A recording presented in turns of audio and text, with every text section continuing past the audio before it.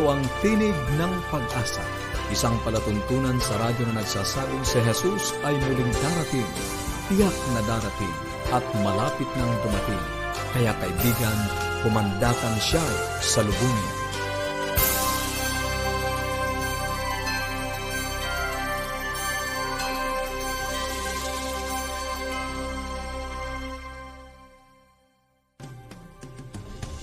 Maligaya at puno ng pag-asang pakikinig mga kaibigan. Ako po ang inyong makakasama, Lou de los Reyes. Inaanyayahan ko po kayong muli sa 30 minutong talakayan tungkol sa pagpapanatiling matatag ng ating relasyon sa ating tahanan, pagpapabuti ng ating kalusugan at pagtuklas ng pag-asang nagmumula sa salita ng Diyos. Mga kaibigan, talaga nga naman pong napakabilis po ng araw dahil tayo po ay nasa ika-4 ng gabi ng ating programa. And I'm sure marami na po kayong natutunan dahil ako po personally marami na rin akong natutunan sa mga paksang ating natalakay nito pong nakaraan. Kaya naman kung kayo po ay may mga katanungan pa na gusto nyo pong mabigyang kasagutan ay maaari po kayong makipag-ugnayan sa amin sa 0917-1742-777. Inuulit ko po 0917-1742-777. Bago po tayo magsimula ay nais ko po munang batiin ang ating mga kaibigan dyan sa Ilocos, sa Lawag, lahat po ng parting norte, Pangasinan, at dito rin po sa South, sa San Pablo, Santa Rosa. Maligayang gabi po ng pakikinig. And nawa po ay may natututunan po kayo sa mga paksang ating tinatalakay dito sa Tinig ng Pag-asa at ng Kalusugan. And syempre makakasama pa rin po natin ang Health Ministries Director ng Southern Asia Pacific Division. Walang iba kundi si Ma'am Lalaine Alfanoso. Magandang gabi po Ma'am Lalaine. Kamusta po kayo? Hello, good evening Lou at sa lahat ng mga tagapakinig dito po sa DZXL at sa iba't ibang mga social media platforms. Isa na naman po magandang gabi sa inyong lahat. Maganda po ang talakayan natin ngayon at ito ay tungkol sa domestic violence. Yes. Gaya po ng mga naririnig natin at yung mga nakikita natin sa telebisyon, ito ay isang topiko that is often neglected. At parang ang ayaw itong talakayin. Others don't want to talk about it. Although ito ay nangyayari sa karamihan sa ating mga tahanan. Siguro magtataka ka, Lou, kung ano ba ang konsepto, ano ang definition ng domestic violence. Opo. Napakasensitibo po pala nitong ating topic ngayong gabi. Ano po mga kaibigan, tungkol sa domestic violence. Malalaman po natin dito kung ano po yung dapat nating gawin kapag nakaka-experience po tayo ng ganito sa ating tahanan. Kaya naman po Ma'am Lalaine, maaari niyo po bang ipakilala na sa amin kung sino pong ating tagapagsalita ngayong gabi? Okay.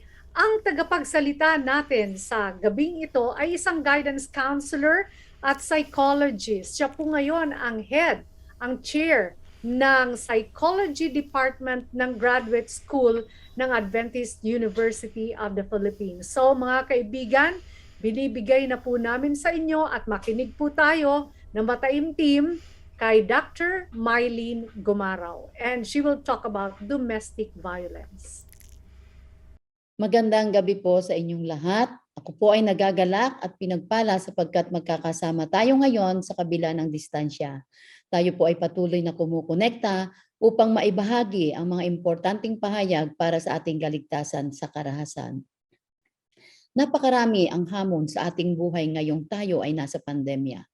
Ako po ay lubos na naniniwala ng ating Panginoon ay gumagabay sa kabila ng mga pangyayari sa makamundong kapaligiran natin ngayon. Sa ating mga tahanan, tayo ba ay nakakaranas ng pandemya na dala ng karahasan? Ang akin pong mensahe ngayong gabi ay ukol sa karahasan sa tahanan at ang pamagat po ng aking pabalita ay pag-ibig na hindi nananakit. Sa isang bahay, hindi magiging tahanan kung ito ay walang pag-ibig at kung ito ay puno ng karahasan. Sa Biblia, ang mga bunga ng Espiritu ay nabanggit ng maraming beses. Sinabi sa Galatia 5:22 and 23, ngunit ang bunga ng Espiritu ay pag-ibig, kagalakan, kapayapaan at pagtitiis, kabaitan, kabutihan, katapatan at pagpipigil sa sarili. Ang pagkaunawa ko sa mga bunga ng talatang ito ay ang ating mabubuting gawa, pagkilos, pag-uugali, na nangangahulugan ng pagmamahal sa kapwa, kabilang na din ang ating pamilya. Ang talatang ito ay isapuso natin upang maiwasan ang karahasan sa tahanan. Ayon sa United Nations, ang karahasan laban sa kababaihan ay sa anumang kilos ng karahasan batay sa kasarian na nagriresulta o malamang magresulta sa physical, sexual o psychological na pinsala o paghihirap sa mga kababaihan, kasama ang mga banta ng naturang kilos, pamimilit o di makatwirang pag-ayaw sa kalayaan, maganap man ito ng publiko o pribadong buhay. Sinasabi din sa Adventist.org na ang karahasan sa pamilya ay ipinakita ng maraming mga paraan tulad ng pisikal na atake, pang-emosyonal na pananakit, pananakot, galit na ang epidemiko, masakit na salita at hindi makatotohanang mga hinihingi para maging perpekto. Kasama na rin dito ang maling pag-uugali at maling gawi katulad ng incest o paghalay sa bata, maling pagtrato, pagpapabaya sa mga batang wala pa sa edad o kawalan ng pagbibigay ng pangunahing pangangalaga.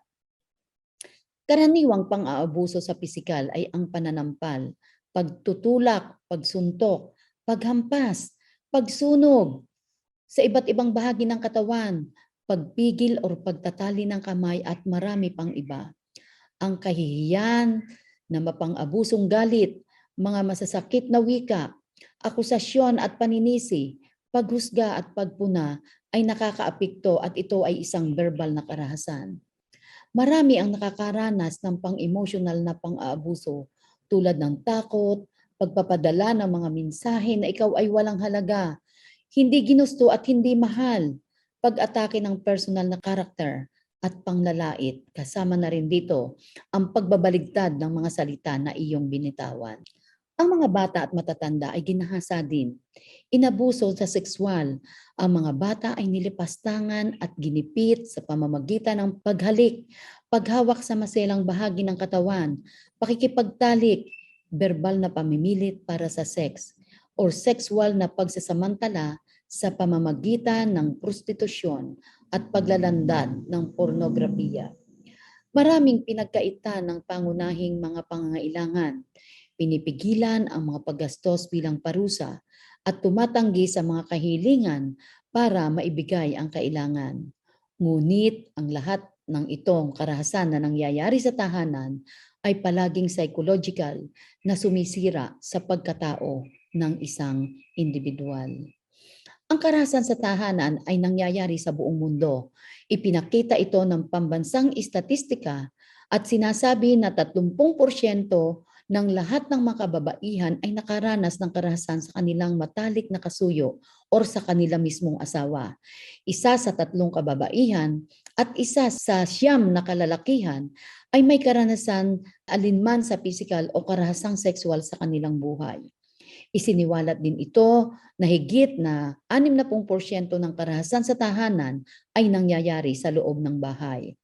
Ang nakakalungkot na bagay, halos 8% ng biktima ang nananatili at nagpapatuloy sa karahasan. Ang mga bilang ng Pilipinas ay kapareho din ng ulat ng World Health Organization na ang karahasan laban sa kababaihan ay tumaas sa panahon ng pandemya. Ngayong ito, dahil ang mag-asawa ay gumugubol ng mas maraming oras na magkasama sa bahay. Nakakalungkot pong isipin na sa halip na sila ay maging masaya dahil sila ay magkasama, ang nangyayari po sa tahanan ay ang karahasan. Ang stress ay naging malaking kadahilanan din sa panahon ng pandemya dahil sa kawalan ng trabaho at sa takot na magkasakit. Ang mga nang-aabuso at biktima ay nananatili sa kanilang pananakit na sitwasyon sa kadahilanang meron silang iba't iba at kanya-kanyang paniniwala at sistema. Ang maling paggamit ng banal na kasulatan ay nagpapahintulot sa mga maling gawa at kilos at ang desisyon ng biktima na manatili sa karahasan ay sapagkat ang Biblia ay madalas na ginagamit upang magbigay ng suporta sa maling ideya. Ang pagpapahiwatig na ang diborsyo ay hindi dapat ay dahil sanhi ng pagkatakot sa Diyos. Ito po ay masusumpungan sa Efeso 5:22. Lubhang nakakapanibago na ang banal na kasulatan ay ginagamit upang bigyan ng katwiran ang marahas na kilos ng mga gumagawa nito. Ikinokonekta nila ang isang talata sa iba pang talata upang mapatunayan nila na ang kanilang ginagawa sa kanilang mga sarili at sa kanilang mga mahal sa buhay ay tama. Karamihan sa mga karaniwang teksto na ginagamit ng mga mapang-abuso ay ang mga sumusunod. Ito po ang sinasabi nila upang mabigyan ng justification ang kanilang maling gawa. Kahit na ang bundok ay yayanig at ang mga burol ay aalisin, gayon pa man ang walang tigil kong pag-ibig at pagmamahal sa iyo ay hindi matitinag o ang aking tipan ng kapayapaan ay aalisin. Isa pa pong talata na nagsasabi, sapagkat ang asawa ay ang ulo ng babae, asawang lalaki, at ang pinagdugtong ng Diyos ay huwag paghiwalayin ng sinuman. Kaya kahit anuman pong sakit at pait ang kanilang nararanasan, sila po ay nananatili sa ganong sitwasyon. Sa kaparehong kaparaanan, sinabi din po at ito ay nagiging basihan upang manatili ang karahasan at manatiling tahimik ang mga kababaihan. Sinasabi rin po sa talata, hayaang matuto ang iyong babae na manahimik sa simbahan. Kaya po wala pong nagsasalita dahil sa paniniwala na ito ay dapat ilihim lamang. Sa pananaw ng Kristiyano, itinuro sa atin na kung hindi didisiplinahin sa pamamagitan ng palo ang bata, ay atin itong ini-spoiled or pinamimihasa. Subalit, ang paggamit ng palo, ito po ay isang nakaliligaw na interpretasyon. Maaaring ito ay isang tukso na makaisagawa ang karahasan sa tahanan laban sa mga bata. Sa halip na mapagpatupad tayo ng makatuwirang parusa sa isang karaniwang senaryo ng tahanan, ito po ay nangyayari sa mga tahanan na ang pagpapatupad ng kaparusahan dahil sa maling gawa ay ang paggamit ng otoridad bilang ama o bilang ina ng tahanan. Isang mali na dapat ay hindi isinasagawa. Kung nais po nating matuto ang ating mga anak, maaari tayong magpataw ng disiplina sa pamamagitan ng pagpapaalam sa kanila na maranasan ang bunga ng kanilang maling gawa, subalit hindi po ito dapat sa pamamagitan ng physical na pananakit. Batay sa marriage.com, may mga karaniwang sanhi ng karahasan sa tahanan na talagang nakakaapekto sa parehong mga nang-aabuso at inaabuso. Ang una po dito ay ang kahirapan at kawalan ng trabaho. Ang mga taong nasa matinding pangangailangan ng pananalapi ay nagkakaroon po ng pakikisangkot sa karahasan sa tahanan. Pagpapanatili ng relasyon sa pananiwala na sa pamamagitan ng karahasan, sila ay mananatiling magkasama. Ganon din po ang pagtatanggol sa sarili or self-defense, ang drugs and alcoholism, paghihinala sa pagtataksil, mga pagkakaiba ng kultura, isang mag-asawa na galing sa ibang kultura ay sila ay nagsama na hindi inalam kung ano ang kanilang mga history ng kanilang kultura at nang sila ay magsama, hindi sila magkasundo. Ang mga kasaysayan na nagsasabi ang lalaki ay dapat siyang nangingibabaw sa loobin ng pagkakaroon ng kapangyarihan at kontrol. Ito po ay isa sa mga gawain ng mga Pilipino na dapat ang lalaki ang siyang masusunod. Ang mga hindi nalutas na isyu sa nakaraan sa mga kabataan nila, nang sila ay mga bata pa, maliliit na paslit, nakaranas sila ng matindi at masakit na karanasan. Ito po ay nagbubunga rin kapag hindi nabigyan ng solusyon. Ito po ay nagbubunga ng isang paghihiganti. Meron pong isang kwento na nangyari sa Austria. Ang isang Austrian na ang pangalan niya ay Elisabeth Fritzl ay isa sa 7 anak ni Jose at Rosemary Fritzl. Naiulat at sinimulang abusuhin ni Joseph si Elizabeth nung siya ay 11 taong gulang pa lamang at ito po ay nangyari noong 1977. Noong August 1984 ay isinagawa ni Joseph ang isang pagsasamantala kay Elizabeth. Dinala niya ang kanyang sariling anak sa isang bodega sa ilalim ng kanilang tahanan at nagpatulong siya kay Elizabeth upang gawin ang pintuan sa ibaba ng kanilang tahanan. Subalit ang pagtulong na yun po ay hindi na po nakalabas doon si Elizabeth at ito po ay nangyari sa loob ng 24 na taon. Sa loob ng 24 na taon ng pagkakulong sa silong ng bahay, hinalay at inabuso ni Joseph si Elizabeth at nagbunga ng 7 anak, resulta ng maraming panggagahasa. Isa sa kanila ay namatay sa pagkatapos maipanganak nang dahil sa kawalan ng nutrisyon. 3 sa kanilang mga anak ay lumaki kay Joseph at Rosemary sa paniniwala na hinikayat ni Joseph si Rosemary na iniwan ni Elizabeth ang 3 bata malapit sa kanilang bahay dahil hindi niya na ito kayang buhayin. Isang kasinungalingan. Ipinaalam ni Joseph kay Rosemary na ang pagkawala ni Elizabeth ay isang pagtaka sa tahanan dahil ang gusto ni Elizabeth ay sumali sa isang religious cult na kinabibilangan ng mga ibang kababaihan.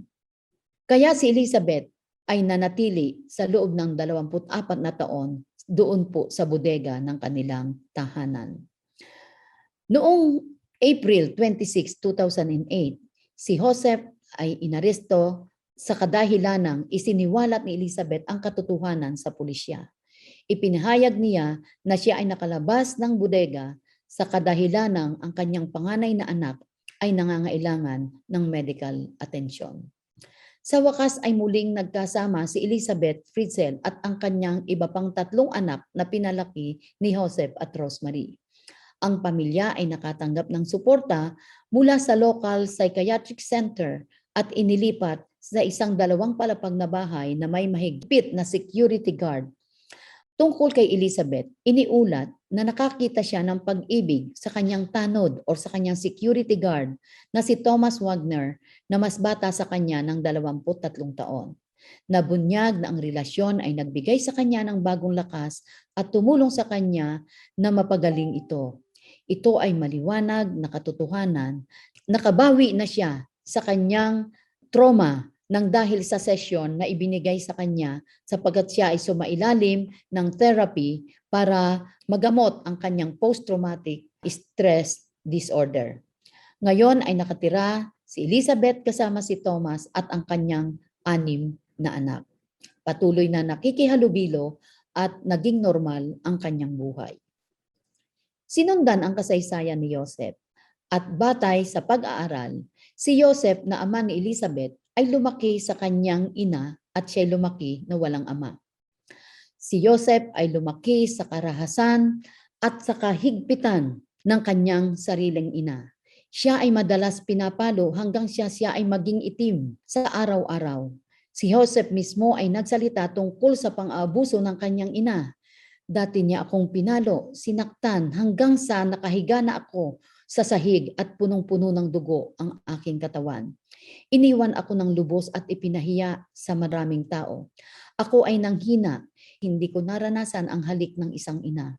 Patuloy niya akong binabastos at sinasabi na ako ay isang satanas, isang kriminal, isang walang kabuluhan. Ang nagawa lamang sa akin ng aking ina ay ang magsimba.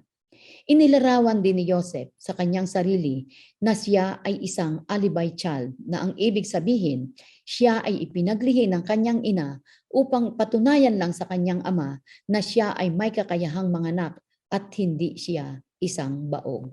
Isang masaklap na karanasan. Nangangahulugan ba ito na ang mga may masakit na karanasan sa pagkabata ay magiging abusado? Ang sagot ko po ay hindi. Kung mayroon kang bunga ng banal na espiritu, mayroon kang pagpapatawad sa iyong saloobin na nagtataglay ng pag-iisip na pagbabago, hindi ka kailanman makikilahok sa karahasan sa tahanan. At ito po ay pinatunayan ni Joseph na anak ni Jacob. Alam nating lahat ang kwento ni Joseph. Siya ay ipinagkanulo at ipinagbili ng kanyang sariling mga kapatid. Subalit, natapos niya ang paghihirap at ang dulo ng kanyang karanasan ay iniligtas niya ang kanyang mga kapatid sa gutom. Ang buhay ni Joseph ay isang paglalarawan na ang kapatawaran ay isang mahalagang bahagi ng ating buhay Kristiyano. At ipinihiwatig din dito na kahit mayroon tayong traumatic experience nung tayo ay mga bata pa, ang ating nakaranasan at kaharasan ng buhay bata ay hindi isang basihan upang tayo ay maghiganti at tayo'y mang-abuso sa ating tahanan. Taglay ni Joseph ang bunga ng Espiritu na ipinakita ng pagmamahal niya sa mga nanakit sa kanya. Nais kong ang mga naghirap ng physical at emotional ay mawala sa kanilang isipan. Ang pag-aayos mula sa masakit na pangyayari sa buhay ay mahirap sa kanila. Subalit kung kanilang iisipin ang bunga ng Espiritu, ito po ay kanilang magagawa at mabuhay na katulad ni Joseph. Para sa mga magulang, iparamdam ang pagmamahal ng bawat miyembro ng pamilya. Tatuhin silang pantay-pantay at kumonekta sa asawa. Alagaan ang mga anak. Mahal natin ang mga anak sapagkat ito ay mula sa Panginoon. Gayunpaman ang pagkakataong hindi natin matanto at paminsan-minsan nagkakaroon tayo ng hindi sinasadya na mga aksyon na ito ay nagdidirekta upang makapinsala tayo sa gawain sa ating mga bahay na hindi natin nalalaman na ito'y nakakasakit pala sa ating mga anak. Sinabi po ni Sarah McDougall na ang bahay natin ay hindi ligtas kung ang mga bata ay nakakamasid sa magulang ng pag-aaway o nakikita ang pag-atake ng kanilang ama sa kanilang ina. O di kaya naman ay ang pang-aabuso ng pamilya sa ipinagkatiwalang kaibigan. O di kaya ay ang pagkakamali at pagkabigo ay ginagamit upang ipahiya at makontrol ang mga anak. Hindi malayang pagpapahayag ng emosyon dahil sa takot.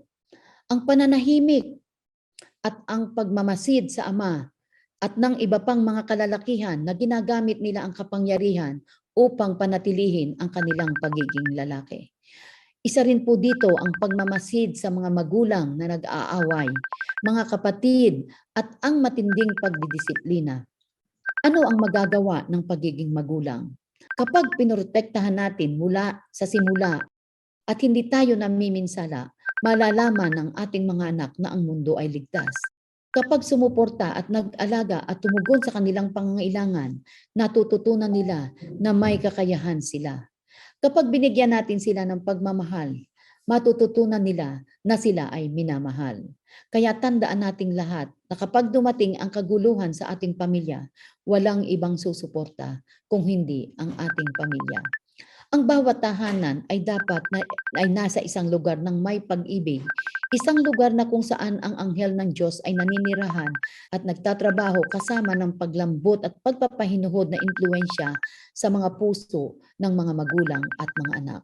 Ito po ang sinabi ni Ellen G. White. Paano naman tutugon ang simbahan? Ang simbahan po ay pwedeng tumugon sa pamamagitan ng mga kapatiran sa simbahan. Ang pang-aabuso sa bahay ay hindi laging binabanggit at ito ay hindi nagiging paksa ng talakayan. Maraming naniniwala na ito ay nangyayari at hindi ito dapat pag-usapan. Mayroong 3 bagay na maaring magawa ang simbahan. Ang una po ay ang pagiging aware.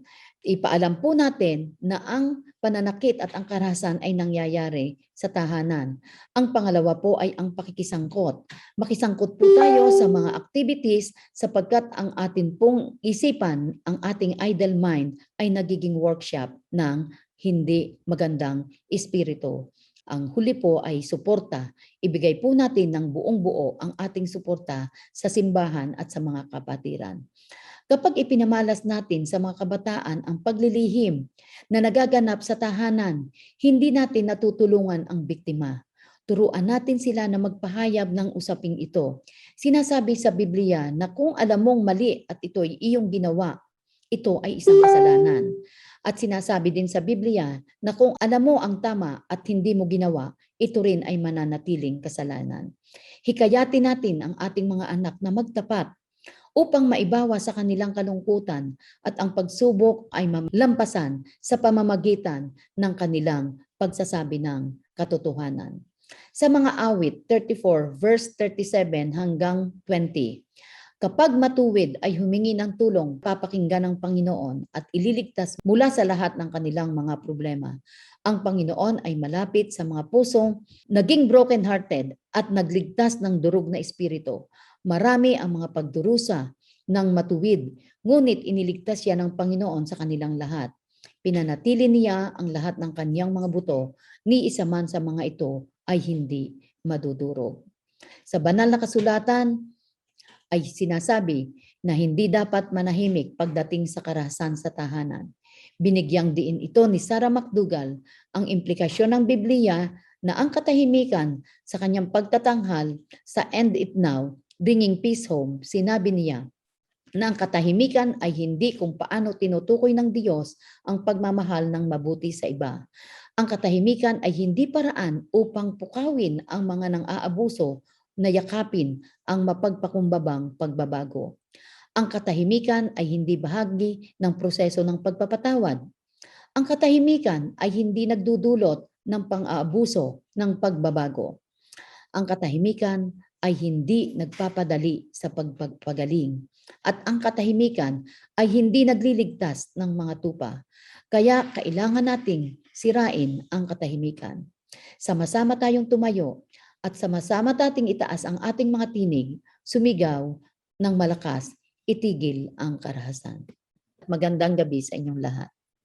Maraming salamat po, Dr. Maylene. I don't know if naaalala niyo pa po ako, naging estudyante niyo po ako sa AUP. Talaga nga naman pong napaka-sensitive po pala nitong domestic violence. Ano nga po, Ma'am Lalaine? Yes, ako talaga sa pakikinig sa kanyang explanation ay naliwanagan. At alam ko na ang aking rights at rights ng iba pang mga kababaihan, at mga kalalakihan din. At mga kaibigan, if you had been, happy because of what you've learned and heard this evening, mas maganda ang talakayan natin bukas, and it's all about marital relationship. At mga kaibigan, ito po ay ibibigay sa inyo ni Dr. Glenn Maipa. So don't forget to please tune in again here sa DZXL. Maraming salamat po. Ito ang inyong lingkod, Lalaine Siron Alfanoso. Muli po, kung kayo po ay may mga katanungan o gustong iparating sa amin, maaari po kayong makipag-ugnayan sa aming himpilan sa 0917-1742-777. Inuulit ko po, 0917-1742-777. Ako po ang inyong lingkod, Lou de los Reyes. Ito ang Tinig ng Pag-asa at ng Kalusugan.